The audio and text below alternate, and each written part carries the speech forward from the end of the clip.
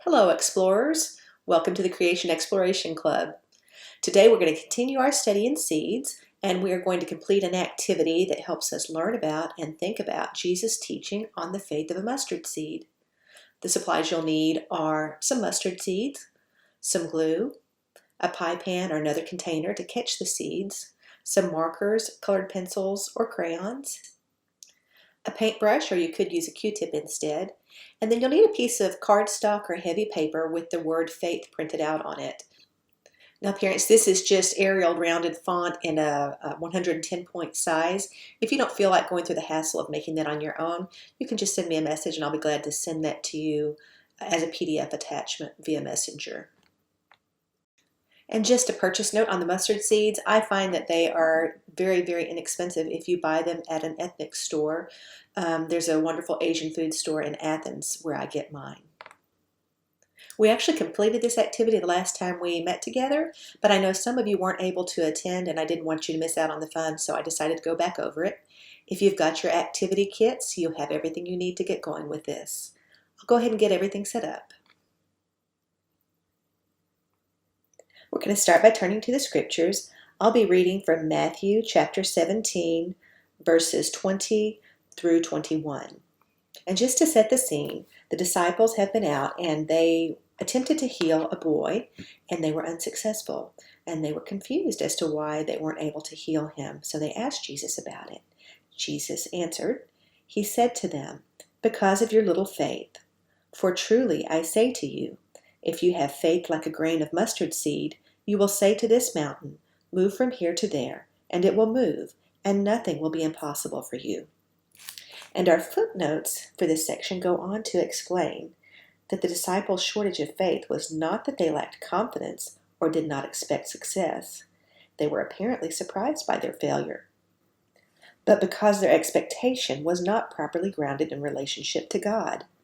A tiny grain of true faith, rooted in submissiveness to God, is effective. When Jesus taught people, he would often use word pictures or give examples using things that people were familiar with. Now, you are probably familiar with how big a mountain is, and so were his disciples. But I wonder if you understand how tiny a mustard seed really is.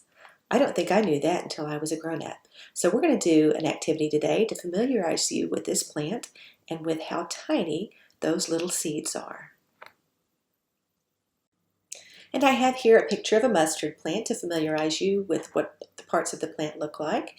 If you want to, you can pause the video so you can get a better look at it. And now you just need to decorate your page with pictures of the mustard plant. I've already got a start on mine. I chose to put one plant straight up the middle, but you can do yours however you like. The kids in the meeting really used their imaginations on their projects. Some of them did very detailed botanical drawings that were very close to what the actual pictures of the mustard plant look like, but others got wildly creative and used all kinds of colors and filled up their pages with lots of vibrant images. Because we're not actually teaching a lesson on what mustard plants look like, this is more of a creative project, so you can make your artwork the way you want to do it. I am just going to finish coloring in my leaves here. And as you can see, I am no artist, but I do enjoy being creative. I find it very relaxing. And my green marker has almost given all that it has to give. It's very tired of this project, but hopefully I've got enough juice left to finish up here.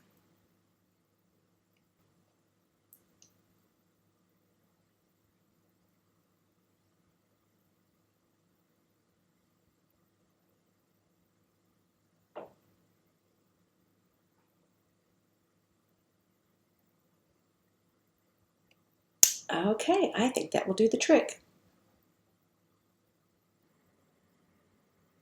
Okay, now, got my mustard seeds. I'm going to grab my glue, and I need my paintbrush.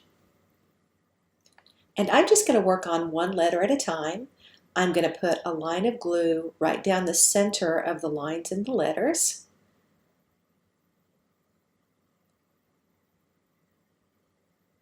And then I will use my paintbrush to spread that glue from the center to the edges of the letters. And it goes pretty quick.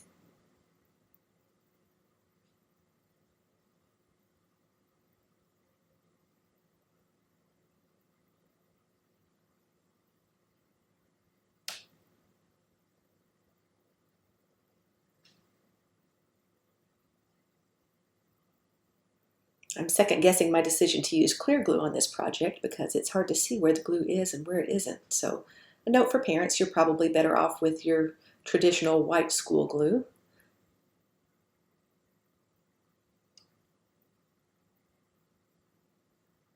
Try to stay within the lines, but it's not that big a deal if you go over. In our house, we've been talking a lot and hearing a lot about faith because of the coronavirus epidemic. And you may be having some of those same conversations in your house. In fact, I think this is a really important time for us all to think about what we are placing our faith in. Are we depending on the government? Are we depending on grocery stores? Are we placing our trust in our own ability to solve problems? We do need all those things. We need the government, we need grocery stores, and we do need to be problem solvers. But we must always remember to put our faith in the true and living God. He's sovereign over all things. None of this is a surprise to him. It's all part of his plan. So just as Jesus taught, we need to have faith that's rooted in submissiveness to God.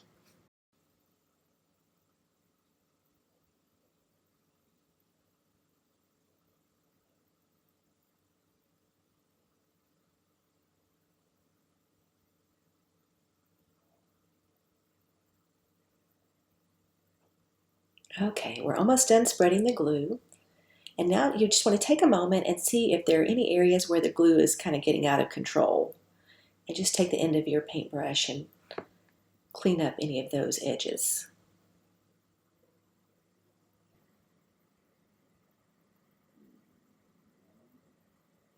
Okay, I think that looks pretty good. Now we're ready for the really fun part. Grab your pie plate and get your seeds, and you actually want to put your seeds probably inside the pie plate. Keep the mess at a minimum, and then just sprinkle the seeds over the letters where your glue is, and you'll see you can tap those seeds off and they will stay stuck to the areas that have glue, and they will roll right off the areas that don't have glue.